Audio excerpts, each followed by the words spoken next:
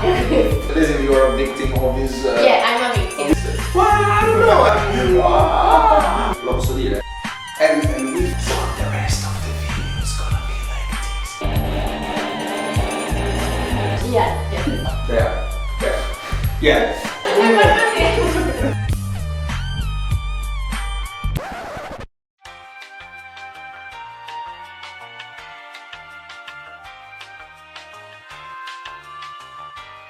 Allora Ale, prova a farti un pelo più dietro. Perché sennò sei sempre gigantesco. Esatto. If you missed our previous video about the Dario strings, you don't know who this guy is, go check that video out. Because first of all, because it was very funny and informative. We're going to put the tag here. There. Yeah. If you did, you already know this guy is Alessandro Tuvo, the Dario product specialist and ex-teacher of Sheena. So let's talk shit about guitar. This guitar is still making sounds. So this guy, other than being the Dario product specialist, is also one of the best guitar players I ever witnessed. And I'm not paying that much to him to say this thing. So we found it very appropriate to actually make also a video about guitars with him. This is not going to be the last one we do. Maybe we're going to make, playthroughs together or whatever. Or maybe you guys are going to suggest us something. If you like this guy and his way of talking and most importantly playing. Mi piace, fammi fare un altro video, mi piace. But this guy just founded a band which is called Never Obey Again. Probably you already met Carol, the singer for that band, in the previous video, A Coffee with Jay. Go check the video out again. And again, and raise the engagement rate of the channel. I want to ask a question to you before I forget. So you made this band which is called Never Obey Again, which is a modern metal band. It is. Yeah, of course you guys know Volturian already. I think that there could be some similarities because there's a heavy usage of electronics. It is. Female vocals and of course this kind of chuggy, very low riffs. Yeah. My question is, you always been a virtuoso in my mind. Always playing these lead parts, very intricate and stuff like that. Why did you fall to the dark side? Why did you actually decided to embrace this kind of low, down-tuned and more essential riffs and solos? Yeah, because I basically live in the dark side, and every time I had to play a solo I was out of water. I was just basically out of my element, and I had to do it because it was requested to, but it's never been something that I really enjoyed, and I think it's something we three all have in common, right? I don't consider myself a guitar player, I just love music, and the first thing that I go for is groove. And when I go see someone playing live, I just want to see something that just hits me very hard, instead of just saying, oh, the singer was great, the drummer was playing good fills, the guitar player was playing great solos. I just don't give a fuck about things. I just want to get, let's say, hit by a massive wall of sound that is coming to me. So groove is the first thing, and that's why rhythmic guitar is the thing that I love the most. Yeah. It's the same for you, I would say. When I hear stuff about Frozen Crown, it's a lot of soloing stuff and something that is very technical, and to me it was very surprising to hear that you are just preferring to play rhythmic stuff. Yeah, for what? Of course, then we are leaving Fabiola talk as well. But for what, you start playing something, you start playing a musical genre, as you call that. People are expecting to see you playing solos, for a type of genre. Yeah, and then when I'm writing, maybe I'm like, okay, now this kind of part could be good. Maybe I write that with a keyboard or something, then I realize, oh my god, I have to play a solo so fast. At the end of the day, I find it quite funny, like a novelty. To me, playing solos is like a novelty, but of course the core of the songs remain the riffs, also because to me a song is something you can take a piano, take an acoustic guitar, and you play with. Vocals are the 90% of the song. Fully agree. Even when we write songs, fun fact, but I guess it's almost the same for everyone. We just try to write songs starting from acoustic guitar or maybe just electric guitar unplugged. If the song works with those very little things, it will work even better with the It's going to work. And in fact, this is where Fabiola enters, because we always record solos right at the end when the songs are really complete, you know. And the less important part, actually. She experienced recording some solos in the latest album. And how was it? È una domanda molto ampia questa. Basically, you're a victim of his. Yeah, I'm a victim. Of his creations. Also, when he mi contattata, non so come si chiama. When I contacted her. Yeah, I said to him, I'm not a lead guitar player. And here we are. And here we are, yeah. Every time I say, I'm not doing this solo, you are doing it. No, you are doing it. Okay. So it is an unfair leadership from your side, I would say. Well, I don't know. No, but it's because I don't consider myself to be a lead guitar player either. So I was like, okay, this girl is so good that she's definitely going to be the lead guitar player. I think you both guys are playing good. So at the end of the day, I don't know. it doesn't matter. I mean, it's just a matter of taste. Also for me, in your idea, I was a lead guitar player, but then I do prefer this thing. So at the end of the day, it's the only important thing is that we are able to just deliver a good performance and just to choose what to play in which section just to make the song pop at the end of the day. Yeah, that's it. Yeah. For example, one thing we really love is to play not so fast, not so hard, harmonized riffs and leads too, because those are very funny. We like to have that kind of complicity on stage. It's something very cool. You step the songs up a lot. I guess there's a highlight on the song where everybody's like, "Ooh, what's going on?" Yeah, definitely. I think you.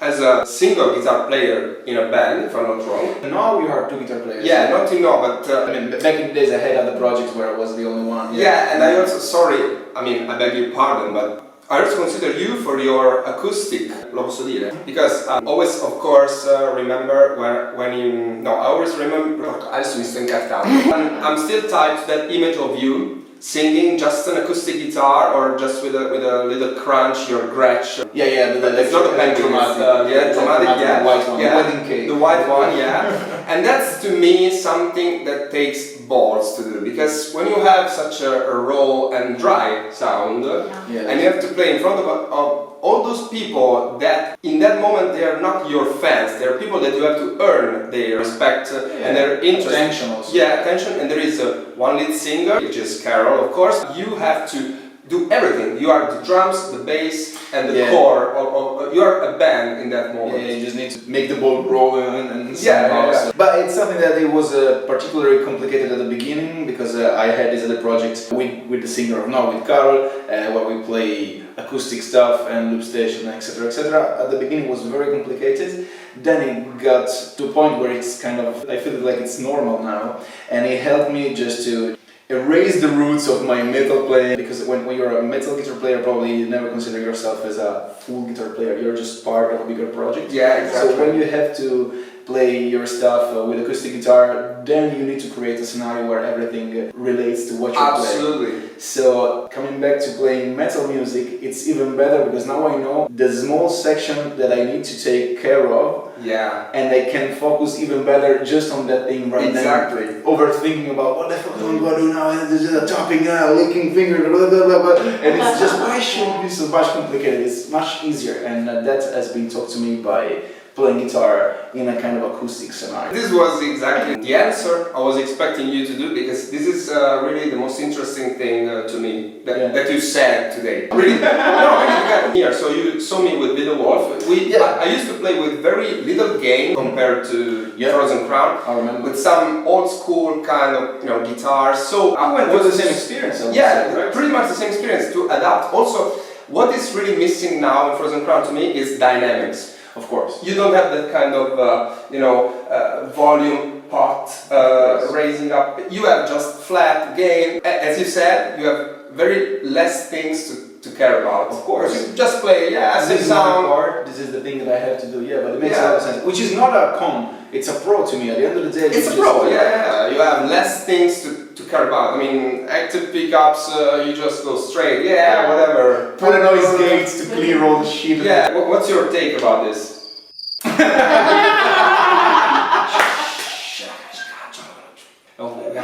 We are not home. This is not the usual place we are. We had to find a place here in Milan, because the guys are from close to here, and we have to keep it short. So the rest of the video is gonna be like this, crazy ASMR. and enjoy the show. Come sta andando? Bene. Benissimo, no, ma è divertentissimo. A parte che voi due, cioè, veramente siete una roba, scusate. In mezzo a una palla di fuoco di frasi del primo. meravigliose. Sì, lei può Infatti volevo dire una cosa prima, ho aperto la bocca e non posso dire.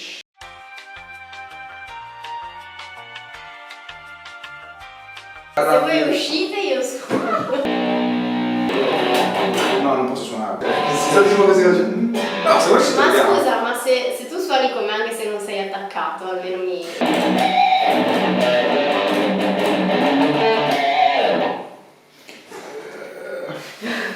No, non so cosa... Suona quel riff che stai suonando. Si sta suonando da Dio. Stai suonando da Dio? No, No, ma come cazzo si fa a suonare una sette corde? Comunque tutto questo entrerà nel video. Come cazzo si suona una sette corde?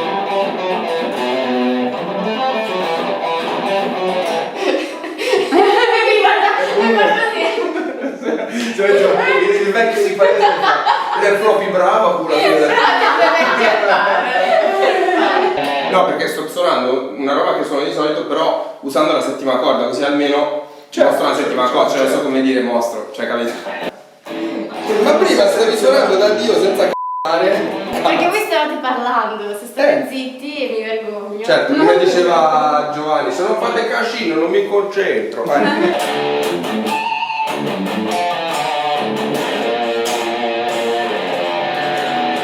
Ma sai che in realtà lo splittabile è figo, cioè.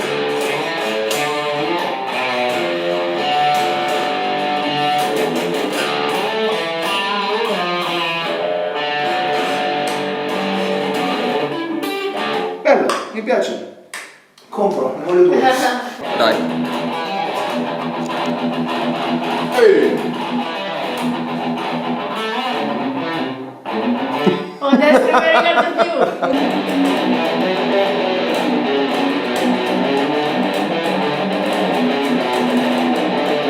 Ho sbagliato di tutto. Cioè, sai cosa posso fare su queste corde? Non è una cosa che posso fare.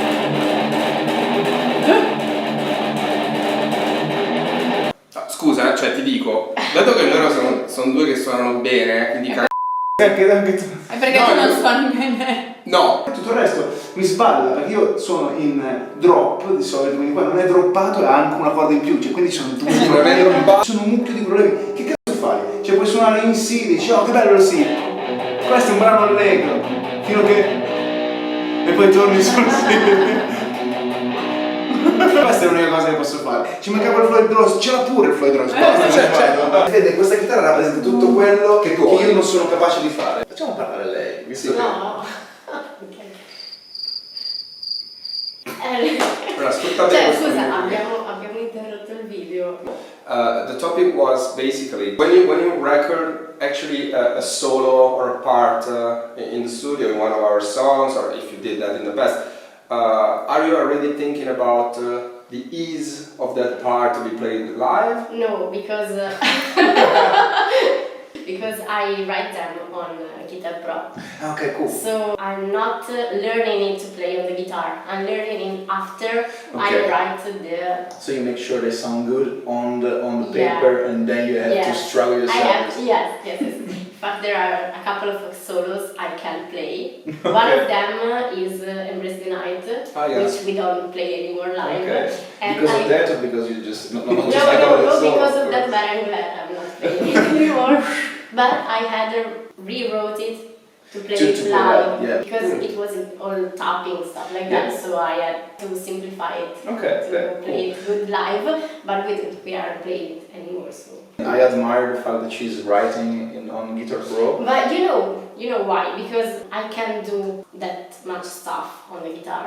Talking about the leading parts, I'm always playing the same stuff. Yeah, hands go in the same positions every time. So I write it on Guitar Pro so that I can do something different. It makes a lot of sense to me too when I was writing back in the days, especially when I had to write my solo EP. I have a solo album out there. I was at my peak performance guitar playing back in the days because I was studying a lot, but I recognized the same thing that you said. So it wasn't possible for me to avoid my hands to go always on the same position. So I had to write it down differently, and it was a struggle to me to replicate it live. So for example, with Never Be Again, I made sure there is no solo in any song. There is just one solo, and it's made out of 4 notes. I just chose the bending which were playing and sounding the most beautifully possible in that very specific scenario, 4 notes, and that is it. Because to me it's a struggle to replicate it live, especially because I'm a very, let's say, physical and energetic guitar player on stage, so I just want to make sure I don't have anything to struggle while I'm playing, because I can just enjoy the moment the most and just connect it to the crowd. To me, too much technical stuff, it's keeping me in a kind of under a bubble where I cannot relate to the crowd at all, and it makes me feel super uncomfortable. Beautiful. But that's why also we don't use like effect pedal. Me personally, I don't switch pickups. I'm not using the tone or stuff like that, because I don't give a shit about it. But also because it's more stressful when you play live to think about all these things. I only have my digital effect, so like Footstep, footstep, and that's it for the entire concert. So makes sense. I can focus on playing. And you play beautifully. There is a lot of stuff you guys doing that I'm like, fuck, if I was on stage and I had to do these things, I would be just in agony. But you could do like me. I also like to move around, have fun, and also play hard stuff and messing everything up. So you can do like me. You know, that's the way. She anticipated something talking about digital. So amplifier, tubes versus digital. I was one of those very old style guy. For me, I've been working with PV and with Brad Blackstar back in the day, so for me tube valve amps, gigantic heads, and 2 4x12 cabinets is the good to go. Now my back is not happy anymore. I have to admit, I played one show with my old NGL Fireball. Whoa. Hell of an amp. Yeah, it was really beautiful to be back on that. You know, I love the feel, I love the fact of feeling guitars. The air, everything was beautiful, and also the no-nonsense. I mean, you have a few things to take care about. Of course, I could never ever make a tour anymore with that kind of stuff. Possible. Logistic-wise and physical. I mean, from any point of view. Back in the days, probably there was also, to be fair, more money in the music industry to allow you to tour in a different way. If you don't get to set certain scenarios, it's impossible to come with these things. In the last years, there is a very thin line that separates what's sounding best in between digital and physical amps. But be honest, it's just not about how it sounds in the record or in the PA system, it's about what you feel on stage that can impact on the way you sound. For example, me, I play with a 1x12 cabinet behind me, and I have a power amp on pedal, so I make sure that what I send to the PA system, it's already finished signal, but I also have a power amp to just have one single speaker behind me, just to push a little bit of air and have also a physical reference behind me. Yes, that's really cool. It's a punk solution. But what do you use, guys, on tour? I have a Line 6 Helix floor, and she has Moore GE200, right? I saw from that. Okay. And do you use just these things, or you have also cabinets behind I only use that thing, goes straight. So you rely a lot on the monitors, right? Oh well, actually we use in-ear monitor. Okay. All the band, actually the stage is pretty much muted. It just you can just hear the drums. That way, all of us can have the click. We use sequences. We just have some keyboard here and there. Of course, we don't have pre-recorded vocals like a lot of people do nowadays. And we don't. I don't know. I mean, everybody knows that, and we don't even have additional guitars. Since this is a guitar talk, this is very important, because before you were talking about when I'm in the studio, I'm taking care that I'm recording stuff that I'm able to play live. When we're in the studio, we play one part, then we play another part, then we say, okay, let's harmonize this part. It's cool. Oh, let's harmonize this riff too. It's cool as well. and we end up having 8 guitars there. Then when we are live, we have to choose pretty much what You gotta take 8 Fabiolas. But yeah, but you know, some other people would do that, would keep rhythm guitars in the sequences. We don't like to do that. We like that kind of raw sound that I love to hear. For example, in those old Iron Maiden songs when they play both leads and you just hear the bass and the drum. And there is empty in the next section, which I love because at the end of the day, it's a way to translate it into a live version, and to me it's also clever to just rearrange the song to make sure that what you're bringing on stage, it has a different vibe. It's unique, yeah. If you want to hear the CD, if you don't hear the record, just go hear the record. Yeah. It's very Frank Zappa oriented, right? Definitely. If you want to hear the record, go and hear the record. We do the same with Never Be Again because there is a lot of electronic, but we're trying to make sure that the only things that we put in the sequences are stuff that we cannot replicate on stage. So no guitars, no backing vocals, no anything. It's just electronic stuff that we cannot physically keyboards. I really love the muted stage, as you said, where you can hear just the drum. The only thing that's pushed me to bring my own speaker every time, it's because it depends from the size of the venue you're playing and the size of the PA system you're gonna have. Because if the sound system is too small and you put everything inside of that, your guitar is gonna get underwater, the bass is not gonna rumble at all, and so... I know, yeah. But I can relate because, for example, with Volturian or Nocturna, the other 2 bands I play with no in-ear monitors. And then, most important thing, I don't sing with those 2 bands. Okay. I mean, I sing with Volturian, they do some backing vocals, but not...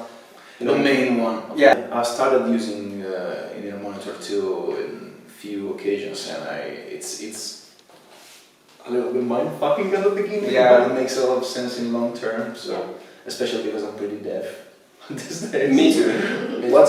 Sorry?